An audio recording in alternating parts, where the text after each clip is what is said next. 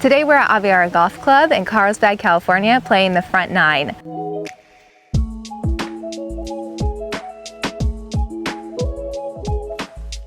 We're starting our day in the Pro Shop, which is located directly below the famous Ember and Rye Steakhouse. Chef Richard Blaze offers an incredible menu, which I highlight in a different YouTube video for the Park Hyatt Resort. But for now, we're heading downstairs to get checked in and to browse through the Pro Shop. The Pro Shop was full of incredible items, and I wanted to buy so many souvenirs, but something that stuck out to me was a letter from Arnold Palmer written to Aviara Golf Club. The letter was in celebration of the 25th anniversary of the golf club, and it is located right underneath Lydia Ko's golf bag, signed by Arnold Palmer. If you haven't already caught on, Arnold Palmer is a pretty big deal around here. He is the designer of this golf course, and so in his honor, I had to enjoy an Arnold Palmer to start the round. We then headed outside and checked out the beautiful views from the Pro Shop and restaurant, and then went downstairs to grab a couple cookies before teeing off. In this video, we'll show all of my shots for the front nine at Aviara Golf Club. I'll also show you some beautiful views from the back nine as well. This is hole 17 now, and as you can tell, this course is very lush, very hilly, and it might be a little bit tricky out there. This is a pretty tough one. No. It'll work. I'll take that. The goal today is to be 5 over par or better. So hopefully we can do that today, considering there are a lot of hazards and uneven lies. I'm playing from the white tees today, and hole 1 is about a 300-yard par 4. The fairway leads to a slight turn to the right where the green is located, and there are quite a few bunkers lining the fairways. Well, I think it's short of the bunker. I hope so too. I'm glad I brought a sweater because the marine layer is no joke. It's time to put it on. I recommend if you are playing in the morning or evening to go ahead and bring yourself a jacket because you might need it. It gets a little bit chilly. All right, we have less than 100 yards to this approach shot. We want green in regulation, but right now, nothing is really going as far as I'm clubbing up to make sure that I get it there. And it looks like I have a lot of green to work with behind the flag. It's on a hill though, so I know I'm just gonna go a little bit to the right. I want to hold that a bit, but that might play. Oh no. All right, unfortunately we got this bounce that hit that hill, and now we are in some interesting leaves here. Gotta see. Goal is to make contact. It'll work. I'll take that.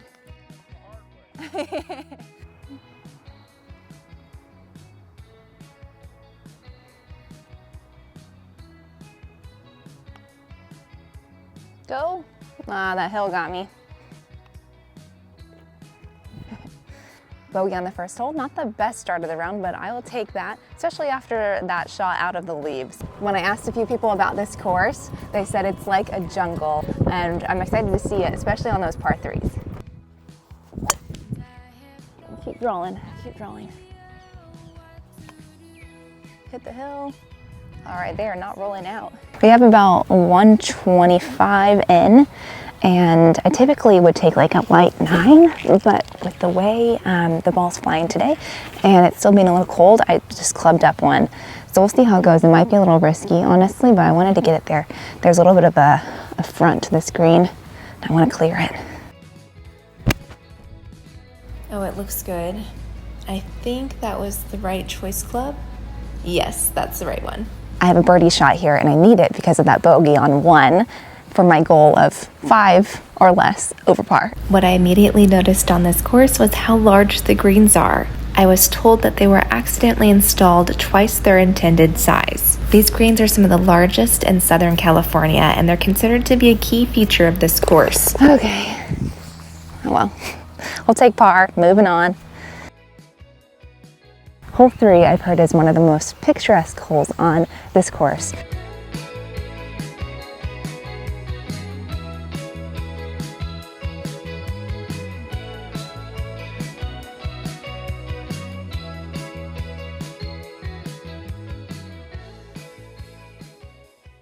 $120 yards. I just had the shot in the last hole, so I feel like pretty prepared for this one. Left it a little open there. That might be good. All right, we have to take it. long putt ahead of us. I've played this hole many times on SkyTrack at home because it's honestly one of the more beautiful ones on all of my courses accessible through SkyTrack and E6. So yeah, it's fun to be here in real life, and I'm grateful that I did not hit it in the water. So we're putting. We're happy about that.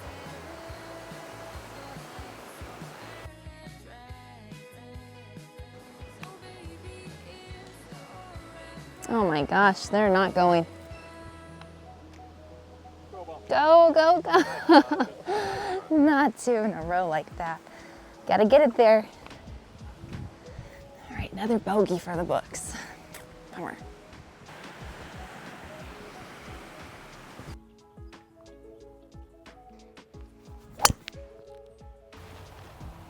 I might have to hold on. That's great. Good angle in, I think. All right, another 125 shot. So I got this one dialed now.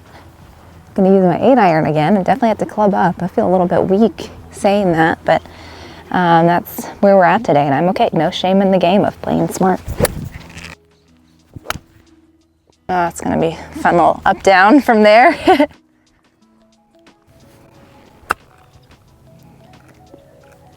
That's it, come down. Ooh, a little bit long there.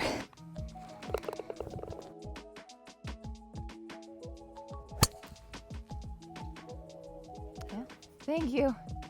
As you can tell, there's like no flat spot on this golf course. Even someone at the pro shop was saying how every green has some sort of undulation to it, and it's really hard to get a true read on the speed of the greens because there's hardly any flat spots. So one thing I can talk about is the ball being above or below your feet. So you've come check this out. This lie here is a little bit above my feet. So when the ball is above your feet, it has a tendency to want to be pulled to the left if you're right-handed. So a little bit of a pull action here. So in that case, what you want to do is line up just slightly more to the right side of your target line. If the ball is below your feet, it has a tendency to go right because you're catching it with more of an open face. So what you do if the ball is more below your feet is to aim a little bit more to the left, and knowing that the face is going to be slightly open, so your target line will hopefully be straight at that point. We have over 250 to get to the green. I did not bring my woods. I just brought a few hybrids, so I'm using a 4 hybrid here. I know it's not going to get there, but I want to keep it safe and basically straight up the spurway line. No. Okay, so in this shot here, the ball is a little bit below my feet, so I just wanted to show you what different lies would look like. That's why I completely chunked that one. The real issue with that last shot and why I chunked it is honestly I had the ball way too far forward, and instead of backing off and fixing it, I said to myself, no, you're fine, just shift your weight forward. And I shifted my weight forward too soon and then just continued to go down and hit right behind the ball. So if you ever have a thought in the middle of your pre-shot routine that is maybe a distraction to your shot that you're planning on to hit, I recommend backing off the ball and resetting, especially if it has to do with ball position. So this one, I'm going to put a little bit further back in my stance. Take a practice swing there, and the ball is honestly pretty level, maybe slightly below my feet, but I'm not too concerned about it here, especially since I have some room to the right.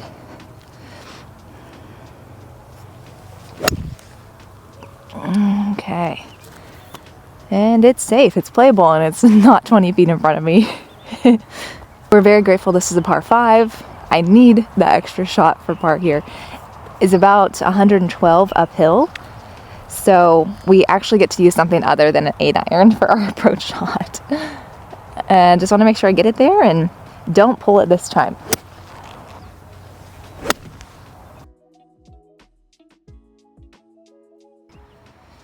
It's a pretty tough one. Sit. Please sit. Got it there. Come on. Yeah. Yeah, lucky green.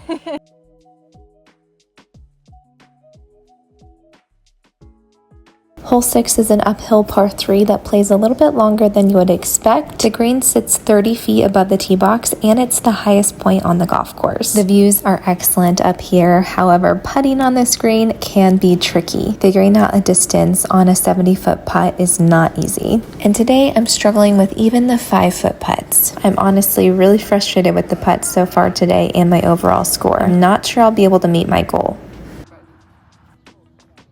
In the nick of time, the marshal came by with a little surprise, and that helped brighten my mood. Hole 7 has an elevated tee box, which has great views. However, it's hard to see the green and your landing spot. The marshal advised me to stay to the right of the fairway. However, I did not quite listen to that, and I found myself right in these trees. Thankfully, it didn't affect me too much. The approach shot, again, was on just the wrong side of the hole, leading to a very difficult downhill chip. This course requires some smart play, and I see why it's the home of the LPGA Kai Classic. We are now on to hole 8, which is a par 5, and hopefully my chance for a birdie to help my overall score. Hole 8 has a water feature on it, and I might have to lay up here. But once again, there's really no reason to be upset while playing this course because it is absolutely incredible. I think it's over. No, dang it, it splashed. It's about 75 yards. I'm gonna go with the 50 degree. I dropped up here because I could take line of flight back, and this is a better lie for me instead of being on another hill. So that's a strategy to use. If you have a chance to drop, you can drop on the line of entry for water hazards. So if that goes in the water, I'll be so upset. Well, that was the perfect distance, pin high, but not the right line. Oh well, here's for a long putt. It's obvious that a lot of consideration went into the design of this course. The placement of bunkers is also interesting. There are several bunkers right next to water features, or many bunkers right next to each other to create a very dramatic design. There are also little trails and caddy paths throughout the course, like this one that's in between holes 8 and 9. This caddy path is perfect to get a better look at all angles of this beautiful green on 8. On the way to 9, you also see a very large academy, and it's certainly a dreamy location to get golf lessons. Hole 9 is a shorter par 4, and it's also downhill, so there is a good chance here to get a birdie. I'm soaking in every bit of these views. I love seeing the pine trees and mountains right next to the coast. That'll do. So glad I clubbed up. Oh, and it still hit the hill and bounced backwards. These hills have gotten me all day. Oh, it's gotta go. We just said that, they're sticky. Whether it's standing on an uneven lie, or bouncing a different way, or not being able to read the right speed on putts. It has definitely been literally a learning curve. However, it's one that makes you want to keep coming back for more. And with views like this, you'll enjoy every twist and turn and hill at Aviara Golf Club. Well, that wraps up the front 9 at Aviara Golf Club. It has been a gorgeous day, perfect weather. That marine layer just disappeared into a beautiful afternoon. Unfortunately, I did not meet my goal today. Aviara got the best of me, and these uneven lies were pretty tricky out there, so I missed those approach shots. I have some room for improvement, and I really do hope to come back soon and play it again, especially featuring the back 9. Thanks for watching this video. As always, comment below if you have any questions about this course and where you'd like to see next.